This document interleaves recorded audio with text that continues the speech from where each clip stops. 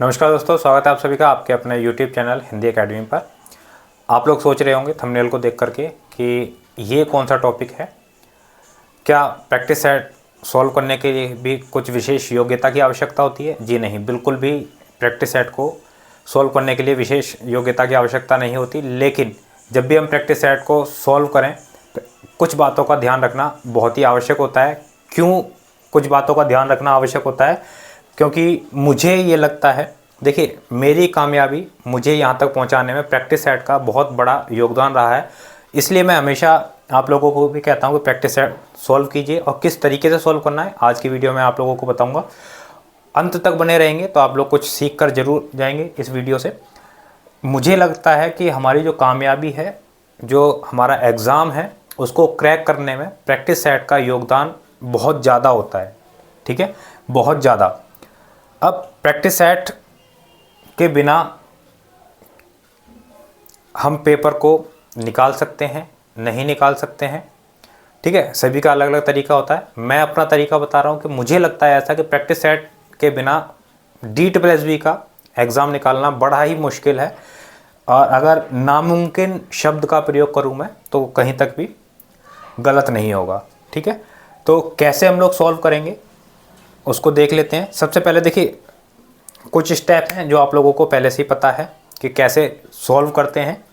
सबसे पहले देखिए, अगर आप लोगों के पास में, क्योंकि एग्ज़ाम आप लोगों का ऑनलाइन मोड में होगा, अगर आप लोगों को ऑनलाइन प्रैक्टिस सेट मिल जाते हैं कहीं, अगर कोई प्रैक्टिस सेट है कहीं मिल रहे हैं आप लोगों को 50-100 रुपये के, 200 रुपये के, तो आप लोग उनको ज्वाइन कर लीजिएगा। और ज्वाइन करके डेली उनको आप लगाइएगा। 20 क्वेश्चन का प्रैक्टिस सेट हो, 40 क्वेश्चन का हो, 100 क्वेश्चन का हो, जो भी प्रैक्टिस सेट आप लोगों को मिले उनको आप सॉल्व कीजिएगा। ठीक है, सॉल्व करेंगे आप लोग कैसे सॉल्व करेंगे? आप लोग उनको 20-20 क्वेश्चन के ग्रुप के अंदर, ठीक है, 20-20 क्वेश्चन लेकर के सॉल्व करेंगे। क्योंकि एग्जाम में हमेशा जो DSSB में आता है 20-20 क्वेश्चन के पार्ट आते हैं हमारे पास में, और 20-20 क्वेश्चन के जो पार्ट आते हैं उसके हिसाब से आप लोग अपना टाइम मैनेज करेंगे। ठीक है, आप टाइम लगाइए कि ये 20 क्वेश्चन मुझे करने हैं और इतना समय करना है। अगर आप ऑनलाइन कर रहे हैं तो उसके अंदर ऑनलाइन के अंदर स्टॉप वॉच होती है अपने आप। ठीक है, समय चलता है उसके अंदर और समय के हिसाब से ही आप लोगों को क्वेश्चन सॉल्व करने होते हैं। वो सबसे अच्छा मेथड है। ठीक है, अगर आप लोगों के पास में ऑनलाइन नहीं है लेकिन कोई प्रैक्टिस सेट पड़ा हुआ है, या फिर आप मार्केट से कोई प्रैक्टिस सेट लेके आए हैं, तो उससे भी आप लोग प्रैक्टिस कर सकते हैं। आपको बस ध्यान क्या रखना है, OMR शीट लेनी है मार्केट से। ठीक है, एक OMR शीट आप ले लीजिए, उसकी कॉपी करा लीजिएगा, फोटो कॉपी। ठीक है, और हमेशा जितने भी आप सॉल्व करेंगे वो OMR शीट पर ही उनको सॉल्व करना है। और उसके लिए आप लोगों को स्टॉप वॉच लगानी पड़ेगी। ठीक है, उसके लिए आप लोगों को स्टॉप वॉच लगाना है, ज़रूर लगाना है कि मैंने ये वाला पेपर कितनी देर में, ये 20 क्वेश्चन किए हैं, कितना समय लगा। फिर अगले दिन जब आपने किए तो उसमें कितना समय लगा। हो सके तो अपने रजिस्टर पर उसको नोट करते रहिएगा। ठीक है, कि मैंने पहले दिन किया कितना समय। दो चीज़ें देखनी है कि पहले दिन किया समय कितना लगा, ठीक है, और समय के साथ में आपके जो अंक हैं वो कितने आए। ठीक है, फिर दूसरा दिन किया आपने, डेट डाल दीजिए बेशक यहाँ पर। हाँ, एक ऐसे टेबल बना लीजिए, एक टाइम की और एक अंक की, और डेट ऊपर डाल दीजिएगा। जैसे यहाँ पर आज मान लीजिए 8 तारीख है, 8, 9, 10, इस तरीके से। तो आप लिख देंगे समय के साथ में कि समय आपको लगा, मान लीजिए 20 क्वेश्चन है, 20 क्वेश्चन करने में आपको 10 मिनट लगे यहाँ पर। ठीक है, क्वेश्चन सही हुए आपके 7 यहाँ पर 20 में से। फिर अगले दिन आपने किया, आपको लगे यहाँ पर 12 मिनट, क्वेश्चन सही हुए आपके यहाँ पे 10। तो इस तरीके से आप डेली इसको प्रैक्टिस में लाइएगा अपने। ठीक है, अगर प्रैक्टिस में लाते हैं स्टॉप वॉच के साथ में तो आपको एग्ज़ाम में बहुत ज़्यादा हेल्प मिलेगी। ठीक है, बहुत ज़्यादा हेल्प मिलेगी, क्योंकि ऑनलाइन एग्ज़ाम के अंदर बहुत ज़्यादा मुश्किल होता है ये समझ पाना कि किस तरीके से हमारा, जिसने पहली बार एग्ज़ाम देने वाला है, जिसने कभी भी DSSB का एग्ज़ाम नहीं दिया, तो ये मान लीजिएगा कि उसको बहुत ज़्यादा समस्या होती है एग्ज़ाम के अंदर। मैंने खुद देखा है, जब मैं बैठा था एग्ज़ाम के अंदर तो मेरे साथ में ही मेरी सीट पर जो एक कैंडिडेट बैठा हुआ था, PGT का एग्ज़ाम, और उसने कैसा दिया एग्ज़ाम।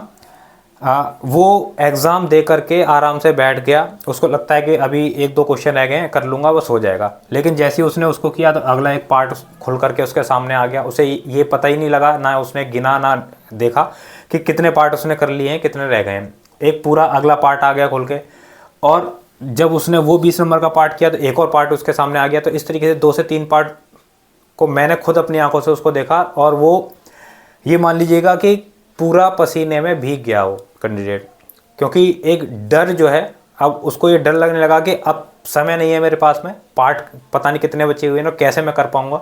ठीक है, तो अच्छे अच्छे कैंडिडेट टाइम मैनेज नहीं कर पाते हैं DT+B के अंदर। ठीक है, DT+B के अंदर अगर आप लोगों को सिलेक्शन लेना है तो टाइम मैनेजमेंट सबसे बड़ा फॉर्मूला है, स्टडी दूसरा फॉर्मूला है। ठीक है, तो टाइम मैनेजमेंट अगर आप नहीं कर पाते हैं, कितना भी आप पढ़ के जाइएगा, DT+B का एग्ज़ाम नहीं निकाल सकते आप, ये बिल्कुल श्योर है, बिल्कुल ये बात। ठीक है, तो स्टॉप वॉच लगाना है, OMI शीट पे करना है, और ये इस तरीके से आप एक टेबल बना लीजिए और आप लोग करते रहिएगा। यहाँ तक तो सबको पता है, आपको मालूम है कि इसी तरीके से आप लोग करते आए हैं और ऐसे ही आप लोग करते हैं। ठीक है, नहीं अभी तक आप लोगों ने ऐसा भी नहीं किया है तो करना शुरू करिएगा इसी तरीके से। ठीक है, अब आपको करना क्या है आगे। ठीक है, जितने भी क्वेश्चन प्रैक्टिस सेट करेंगे आप लोग 20-20 के ग्रुप में कीजिएगा, 20-20 के पार्ट में कीजिएगा, क्योंकि एग्जाम में भी 20 के पार्ट में ही आएगा आपका। ठीक है, अब आपको क्या करना है, देखिए सबसे पहले मान लीजिए आपने 20 क्वेश्चन आज सॉल्व किए हैं और 20 क्वेश्चन में से 10 सही हैं।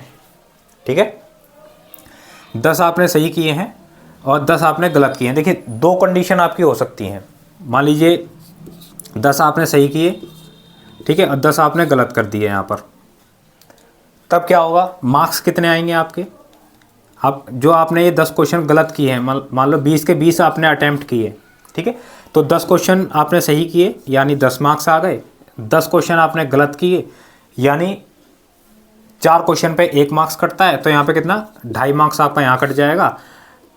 कितना बचा आपके पास में 7.5, 7.5 नंबर आपके बचे। ठीक है, जबकि आपने 10 क्वेश्चन यहाँ पे सही किए थे। तो बहुत बड़ा रोल होता है नेगेटिव मार्किंग का। ठीक है, जो कि आपके सिलेक्शन को आपसे बहुत दूर ले जा सकता है, नेगेटिव मार्किंग। तो आपको करना क्या है, कोशिश करनी है, मान लीजिए 20 क्वेश्चन आप कर रहे हैं, ठीक है, प्रैक्टिस कर रहे हैं, प्रैक्टिस में शुरू से ही इस बात को लेके आइएगा। किस बात को, कि मान लीजिए ये 20 क्वेश्चन है, 20 में से मुझे 5 क्वेश्चन आ रहे हैं तो मैं 5 ही अटैम्प्ट करूँ, बाकी मैं छोड़ दूँ।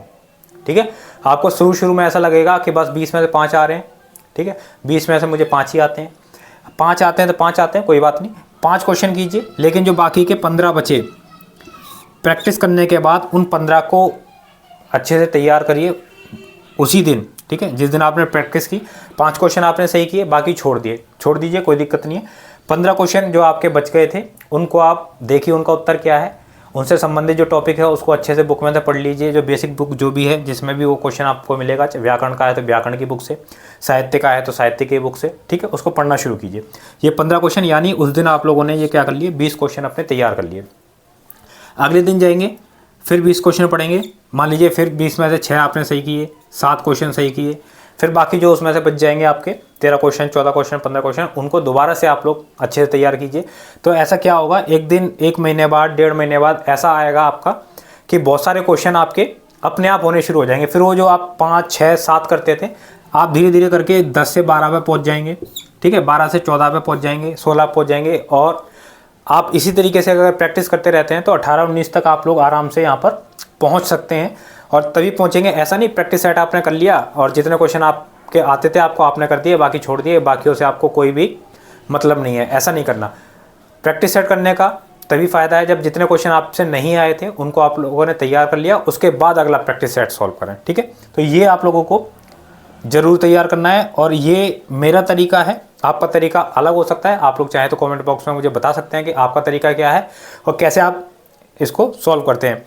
मुझे ये तरीका काफ़ी बेहतर लगता है और मुझे लगता है कि इस तरीके से हम अपनी तैयारी को काफ़ी बेहतर कर सकते हैं। उम्मीद करता हूँ आप लोगों को वीडियो पसंद आया होगा। वीडियो अगर पसंद आया है, वीडियो को लाइक करें, दोस्तों को शेयर करें, और साथ ही अगर चैनल पर आप लोग नए हैं तो चैनल को सब्सक्राइब जरूर कर लीजिएगा, बेल आइकन को हिट करें ताकि जो भी वीडियोस नई आती है उसका नोटिफिकेशन आप तक पहुंच सके। मिलते हैं हम लोग अगली वीडियो में अगले टॉपिक के साथ में। बहुत बहुत धन्यवाद आप सभी साथियों का।